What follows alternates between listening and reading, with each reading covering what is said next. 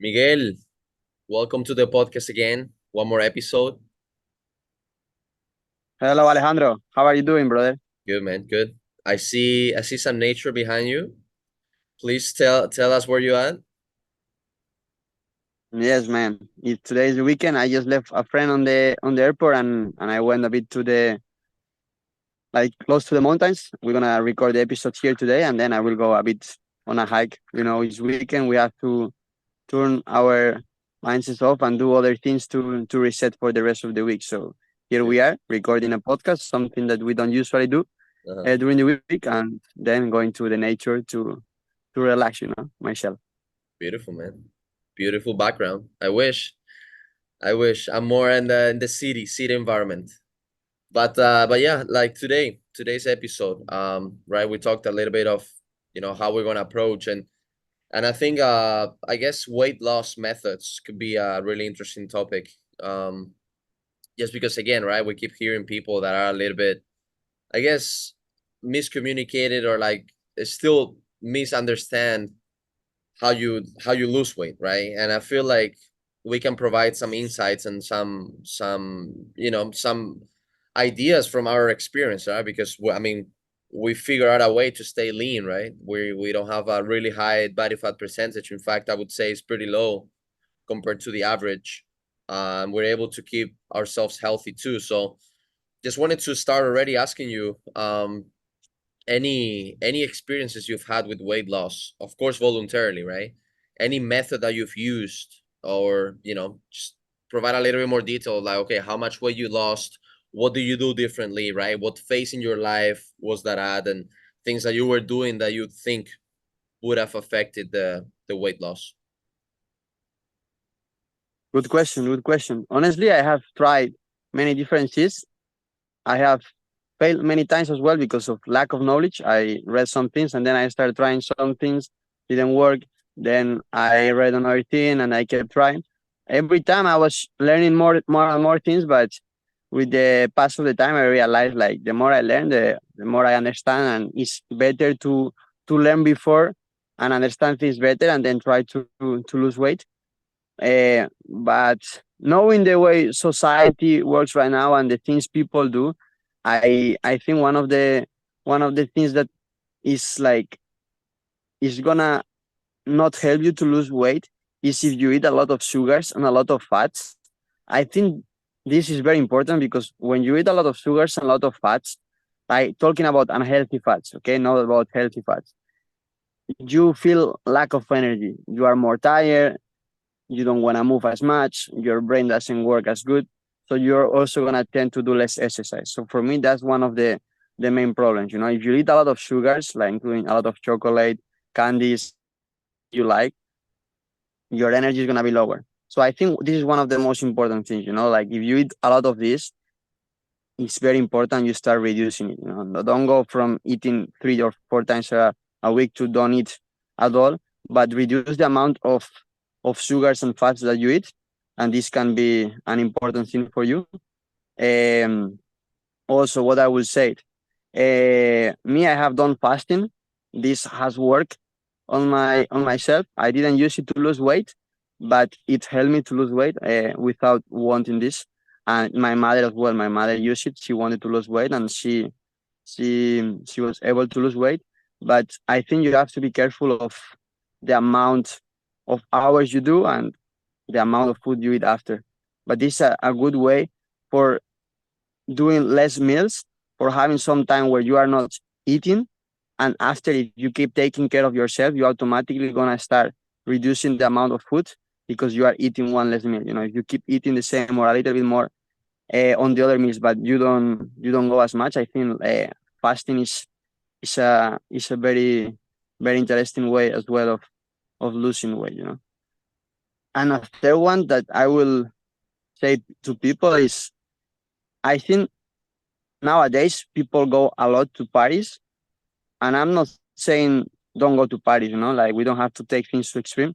If you enjoy going to a party, you can keep going to a party. But in Spain, at least, parties associated with drinking alcohol.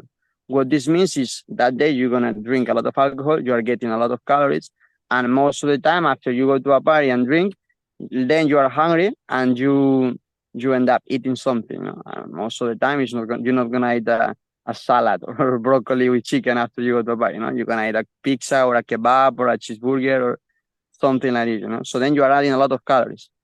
Also, you're gonna go later to sleep, and then most of the time you wake up late the next day. You are tired, you were drinking, maybe you are hungover. What that means as well, you're gonna do less exercise the next day. You're gonna move your body less. What also does that mean? You're gonna tend to eat more. Like when you are hungover, you tend to eat more things that are sweet, more things that taste very good because you are not that hungry. Your stomach doesn't feel that good, so you're gonna eat more shit, I would say. Mhm. And I think this can be a problem if you do this often. If you do it once a week, twice a week, like it can again like make some problems with all the work maybe that you put during the week.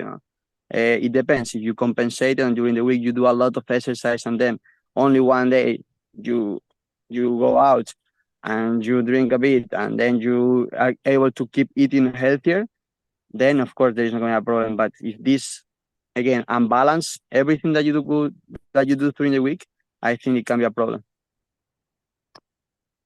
I mean, a lot of information, man. Like, I mean, and great information too, honestly. I mean, I can see like how you are. I think it's really important to, state that, look, this is not only the problem of what you do, but the consequences of, right? The side effects of, right? As you just explained now with the alcohol, right? It's not necessarily the drinking itself that is gonna make you gain a lot of weight. It's pretty much what you do right after or the next day, right? That is gonna even have a greater impact, eh? But um, but yeah, I think it's okay. A few things, right? One is like it's very interesting because I feel like our society has associated sugars and fat with something bad, right? And we have to think that, like, look, as you said, right? It's there are good fats and there are bad fats, right? And then there are good sugars and bad sugars in the sense of like just we have to think them as nutrients. Those are nutrients, right? The thing is that sometimes they come from sources that the type of sugar, for example, right? So if you take the sugar from a candy, okay, and the sugar from fruit, the again, like the sugar itself, it might be a little bit different. But actually, what makes a difference is that the fruit has fiber with it, right? So the impact of sugar in the body, it kind of is reduced, right? That spike on blood glucose that we see, right, with candy, for example, it's a little bit reduced with fruits, right, because it has fiber in it. But again, the sugar, the type of sugar is pretty similar, So again, it's kind of like a call for everyone to be like, okay, look, every time you say sugar, don't associate it with something unhealthy because you can get sugars from, very healthy sources, right? And in fact, they usually promote health rather than the opposite, right? We have to think all again always about okay, what kind of sugar are you talking about? Processed foods, right? Like candy, things that are made in the lab, or you're talking about sugars that are, like from nature. What kind of sugar are you talking about? Because usually those again, they are accompanied by other nutrients that affect the effect on the body, right? Same thing with fats, right? Like there are unhealthy fats, right? Let's say trans fat from, as you said, cheeseburgers or, high fat cookies or stuff of that kind. And then there are also omega-3 from fish that it promotes health, right? So again, knowing the difference for sure, right? That's one of the things. Um, Again, methods. I mean, if you go on my end, I mean, what you talked about is great. In fact, it's one of the things that we normally use, right? When people want to lose weight, is that, fasting, right? As you said, fasting. Why does that work? It works because, as you said, you're pretty much reducing one meal, right? You kind of skipping breakfast, and then the meal that you're gonna eat next is gonna be lunch. So it works because, first of all, you're using storage to create energy, right? So if you haven't eaten in like 16 hours, there is not a lot of nutrients going in the blood right now in the bloodstream, right? Going around, flowing around that you can get like, shoot, okay, some sugars here. Let me get it so I can create energy, whatever. No, you're pretty much getting from storage. Hopefully, it's fat storage, right? It's not muscle. But if you do it well, like it's again, it can be really efficient, and you're gonna be consuming fewer calories at the end of the day too, just because of just skipping one meal. Um, and then yeah, talking about the alcohol, right? It is very important that, I mean, the culture is a huge thing, right? And it has an impact on what you do.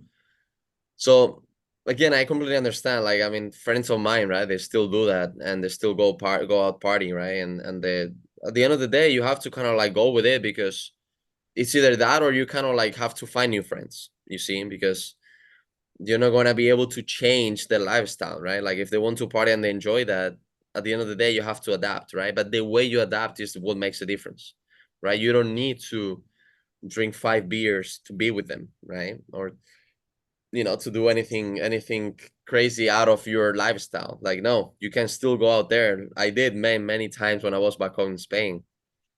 I will go out with them, but I will still keep my lifestyle. I would literally maybe order a diet coke or water even. Um, and like, yeah, of course you have to go through the process of like, everyone is like, oh man, what the heck are you doing, dude? Like, just order some alcohol, whatever. But at the end of the day, it's what you want to do with your life. You still can enjoy with your friends and spend some quality time, but at the same time, you're taking care of your health. And the next day, like, you're fresh. You can still train, you can still do your regular routine. So I think it's really important, man, to know what affects your health. As you said, knowledge is key. And then, yeah, and just definitely apply what you think it's, I mean, again, good knowledge source, and apply it. Hmm. Two things from what you just said. I think like putting limits. For example, like you are used to go every Saturday, like to a party, and you come back at home at 6 a.m. For example, in Spain, people go out and they go out until really, really late. In the US, most of the time you are at home around 2 or 3 a.m. So if you go home at 6 a.m., maybe you can start going home at 4 a.m. That's gonna reduce the amount of alcohol you drink. Instead of drinking 6 beers, you can drink three, Yep. or instead of going three, like 4 times a month out, you can go 3 times. You can start reducing, and this also is gonna contribute for you to have more self-confidence. You will enjoy more the time. You are improving yourself, and it doesn't matter where you are right now. It doesn't matter if you are in like in the lowest point in your life or in your highest. Like, we all want to improve. So at the end of the day, like if you improve a little bit, you're gonna feel better. So don't worry where you are, and if you really wanna feel good, you have to try to improve. And the second thing I will say is what you were saying about the fiber. This is something that also helped me a lot, and is to start eating more fiber. I kind of substitute a lot of, like, I was eating more chocolates and more unhealthy fats, and I started eating more fruits. What this means, you are getting more vitamins, you are getting fiber, you feel full. You feel full longer. Your digestion takes longer, and this helps you to eat less as well. And I start eating more, like, less processed foods as well.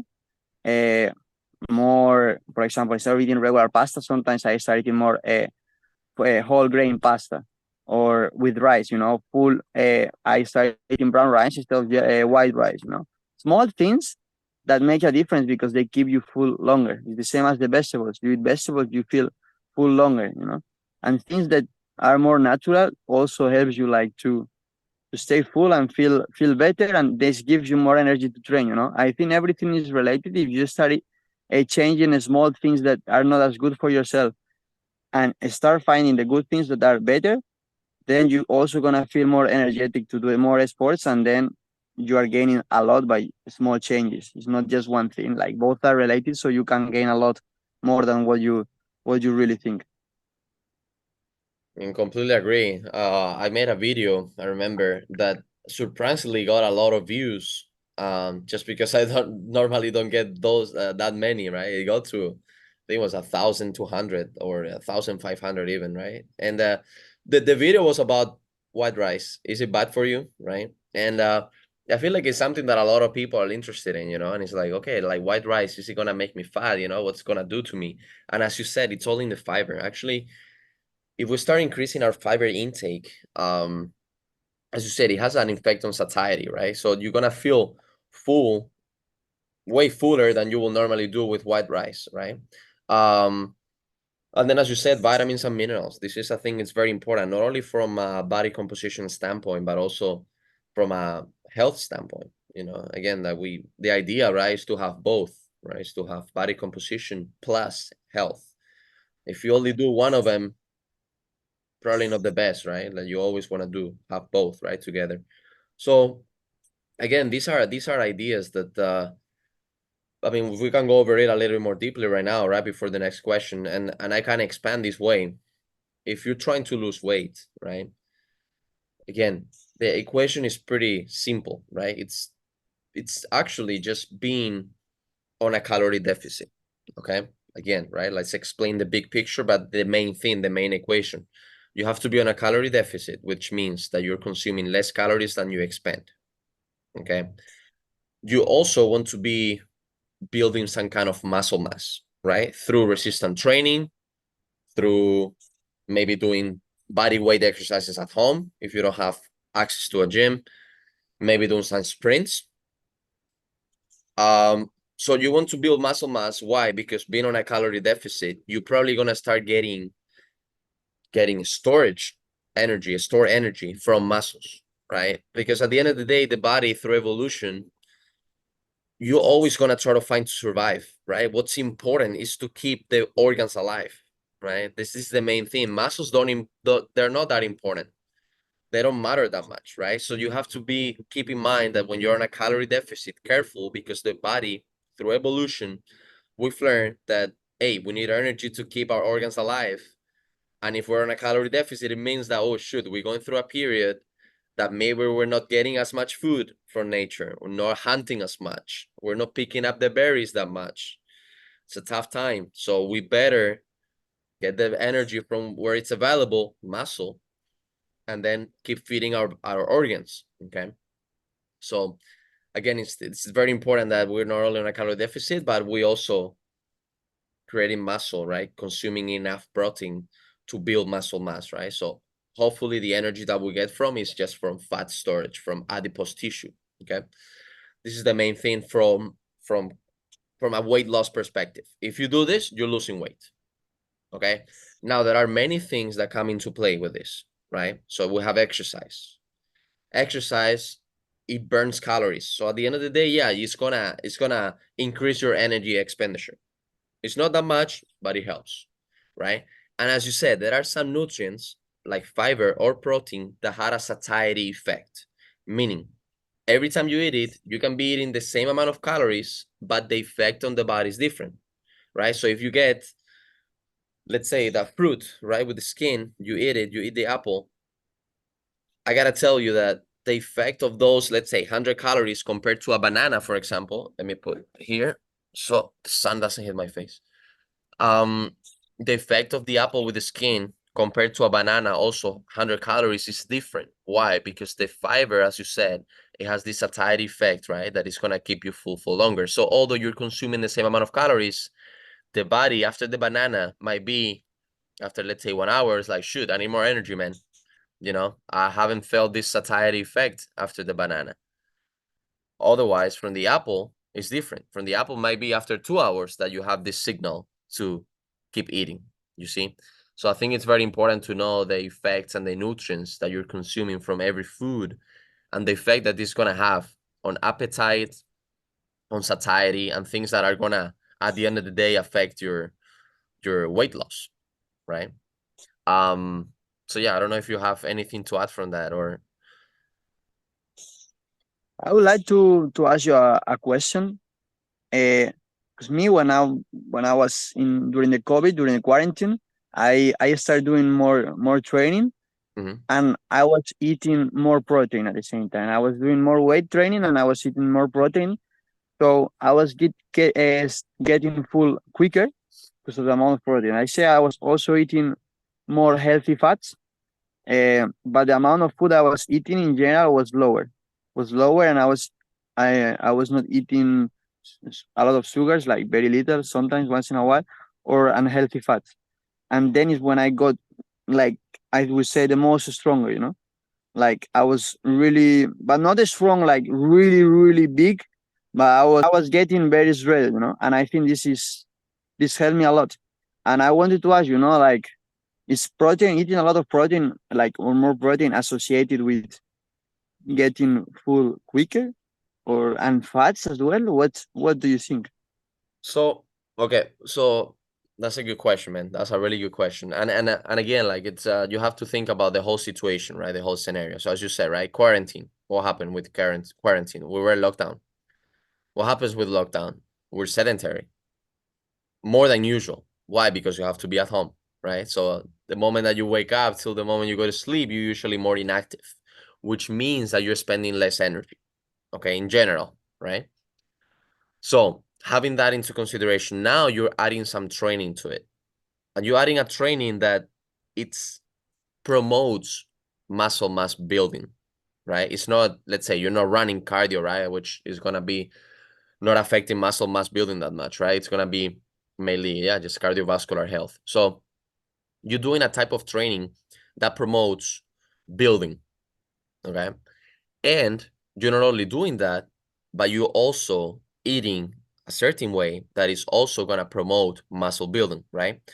So if you do resistance training like you were doing, right, lifting weights and stuff, plus you add protein intake, this is the perfect combination for you to build muscle mass, okay?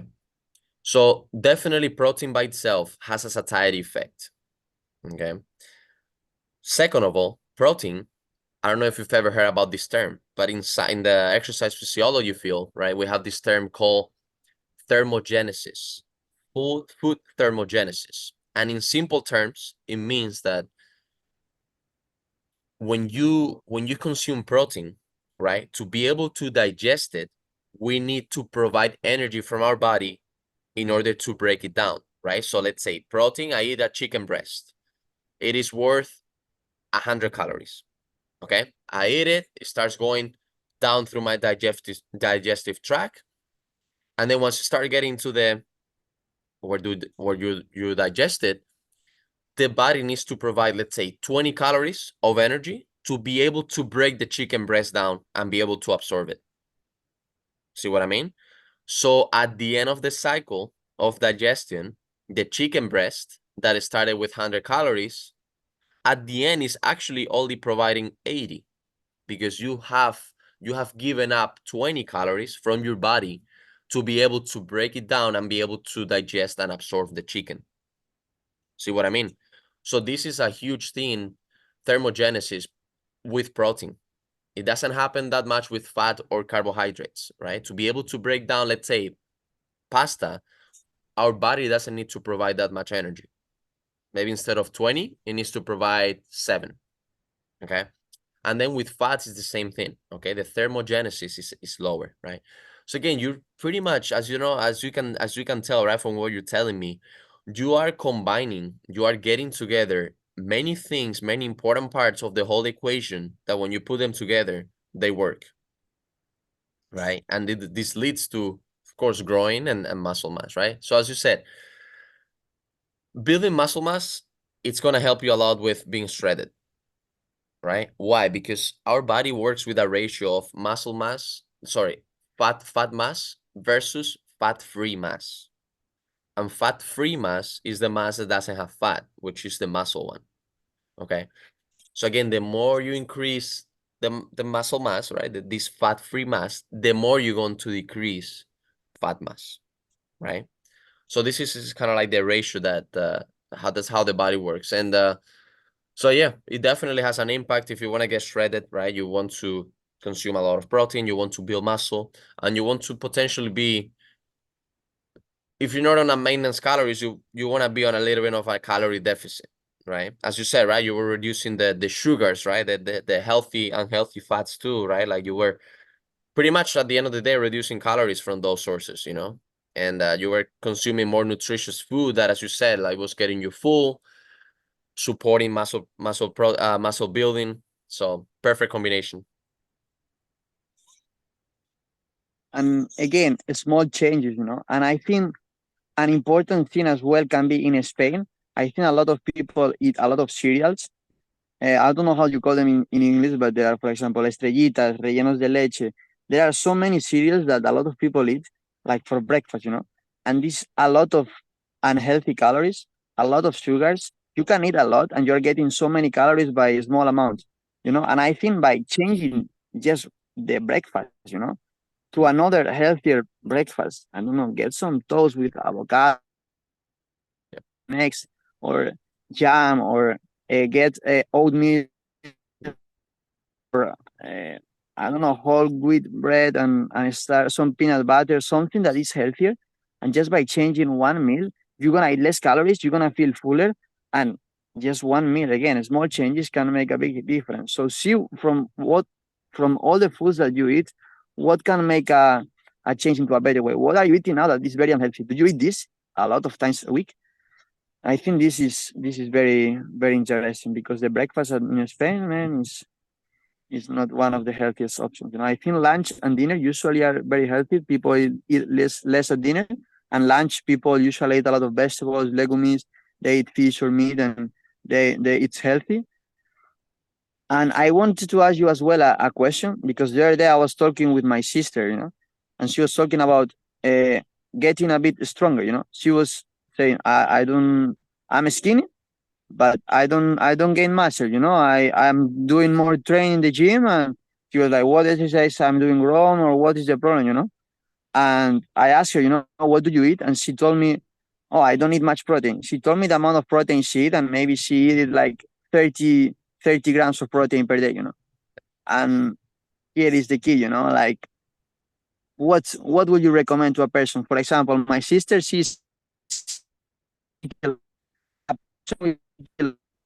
much, if she, let's say, time a week, how much protein she need to eat to again, like, to repair the muscle that is damaged through exercise?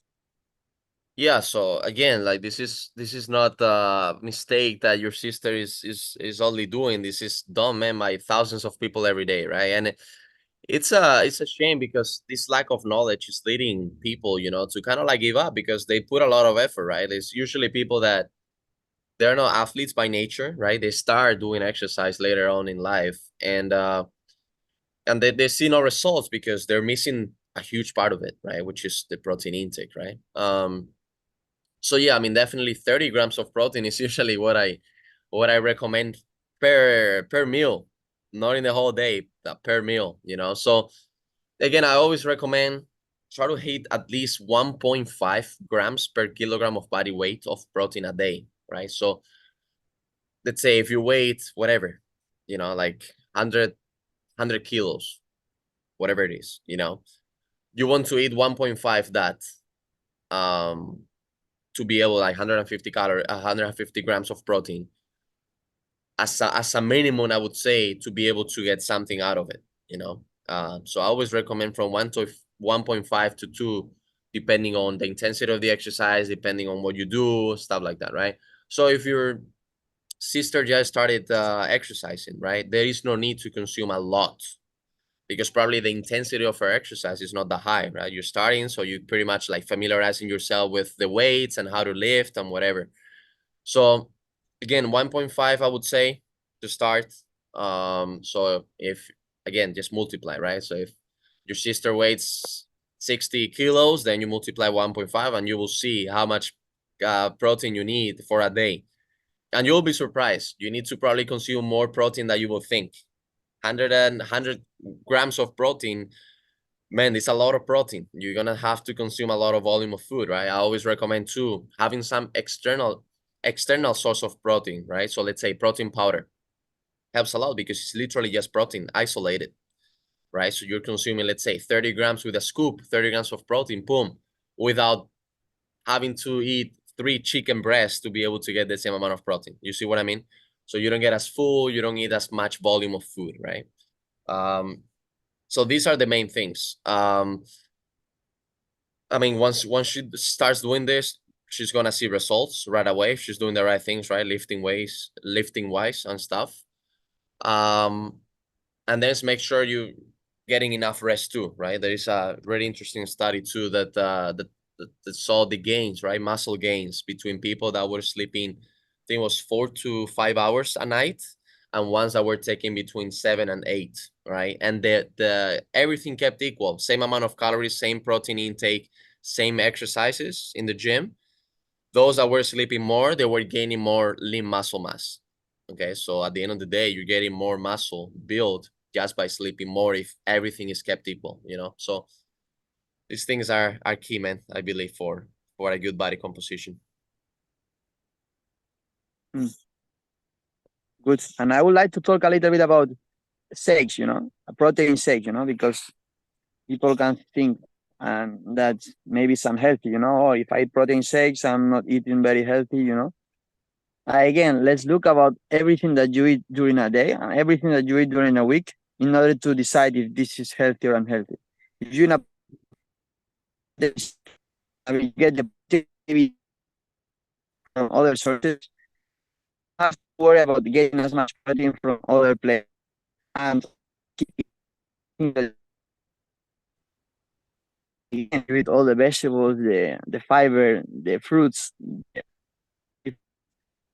like the protein from other sources, like is gonna keep going well. It's just an idea that you can use for you to get protein faster and quicker without having to think much. And you don't have to do this every day, but you can have this as a source one day when you don't have time to cook, or one day where you don't want to eat as much meat or beef.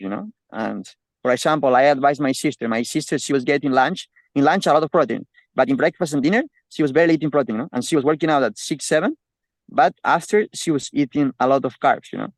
So first, she's not recovering as good as she could, and the muscle is not recovering either. So it's very important. I told her to eat a bit more protein. Just add, for example, some yogurts, like protein yogurts. Okay, it's one thing. Maybe it's not the healthiest product, but it's just one yogurt. And then for lunch, like for breakfast and also for dinner, for example, are eggs, 2 3 eggs. You get like in 3 eggs, you get 18 grams of protein. With this, she already has almost 30 grams of protein, and she keeps eating the other things. And like carbs, and she was also too many sugars, and she gets something that is a bit healthier, but she keeps eating the other things she likes, because she told me, no, but I don't want to stop eating. In breakfast I eat always toast with marmalade, with jelly. I love it. And I was like, it's okay, don't worry, like, you're gonna keep eating this, but let's add just a small thing, like 100 calories, 10 grams of protein, Correct. that is gonna give you the protein that you are looking for. And she was like happy. Now I know a bit more, and it's not a change, so I think I can do it. Hmm. Correct. I mean, we have to wrap it out now with the call. It's gonna finish, but I mean, you said it all, right? These are external sources that are complementary from food. So if you're able to get the protein you need from food sources, perfect. If you feel that you need more protein than what you can consume through food, because there is maybe a lot of volume that you need to consume, use shakes, use protein-rich yogurts, use protein powder. I use it myself, and it helps me to keep my protein intake high. So as you said, this is all depends on the protein you need and how much food you can tolerate. But yeah, Miguel, again, thank you for your time.